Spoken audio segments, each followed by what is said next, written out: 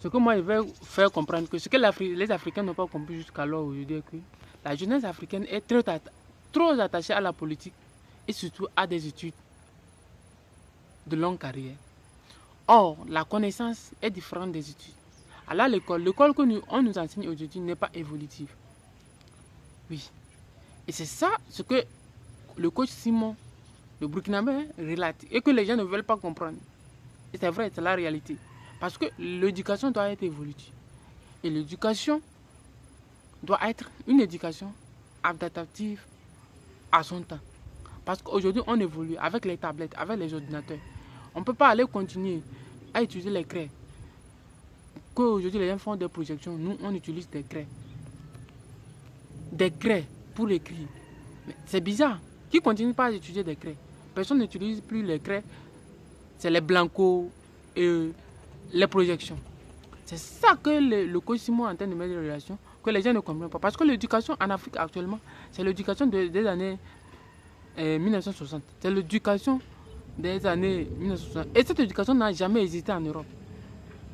Allez en Europe voir, cette éducation n'a jamais existé en Europe.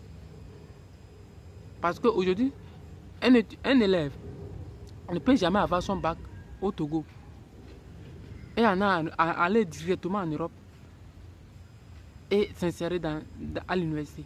Ça serait très difficile. Parce que tu dois faire l'université ici. Et lorsqu'on aura tes talents, on t'amène en Europe. Vous voyez, on fait les sélections. Soit disant que nous n'avons pas de talents. Mais nous avons les talents. Nous avons les talents en Afrique. Beaucoup de talents. Tout le monde est talentueux en Afrique. Parce que quoi, allez dans le ferme, voir nos paysans, voir nos architectes locaux, voir nos éleveurs, Peuls. C'est des grands artisans. Ce que les Peuls font, les nattes et autres, là, personne ne peut faire en Europe. Regardez ce que les gens font en Afrique. Mais, nous avons l'impression que cette éducation, cette connaissance n'a rien à voir avec notre développement. Or, ça n'a pas de ça dans le développement. Parce que la majorité des Africains, ce sont ceux qui sont dans les campagnes.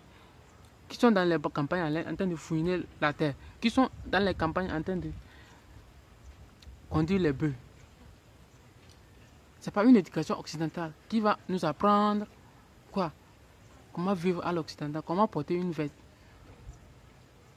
C'est l'éducation adaptée à l'africaine. Et souvent quand vous regardez dans les écoles, c'est catastrophique. On continue pas à parler des histoires. Et quand vous n'avez l'histoire, mais quand vous allez surtout dans les départements de physique, il faut être clair. Bon, disons sciences ensemble, dans les départements de sciences, c'est catastrophique. Il n'y a pas de laboratoire. Il n'y a rien. Nous, on a fait l'université jusqu'à sortir, mais on n'a rien eu. Je n'ai jamais allé dans un laboratoire. Je suis un géographe, mais je n'ai jamais allé dans un laboratoire pour tester une roche, quel qu'en soit, pour voir la texture de la roche, ou bien de, je ne sais pas quoi de la roche. Mais on entend parler de granit, de basalte, de quoi, de quartzite, des roches. On a parlé beaucoup, on en connaît. Je connais beaucoup. Tu viens, je vais te donner détails. Mais si je vais au laboratoire, qui va me dire? Et comment je saurais quelle roche on peut utiliser pour fabriquer les carreaux? Ou bien quelle roche on peut utiliser pour fabriquer du ciment s'il n'y a pas de choses. Donc c'est la découverte. Les découvertes se passent dans cette université. Quand vous allez à l'université aux États-Unis, vous prenez le MIT, Massachusetts Institute of Technology, l'Institut de technologie de la Massachusetts. Mes amis, c'est là-bas tout né. Parce que comment les étudiants travaillent? C'est comme des professeurs. Ils sont ensemble comme des professeurs.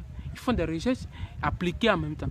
Mais en Afrique, jamais nous n'avons pas cette université. Comment ça peut arriver? C'est cette éducation, le coach Simon, M. Simon est en train de regarder et que les gens ne comprennent pas en Afrique, malheureusement pour eux. Et heureusement pour ceux qui comprennent. Il faudra comprendre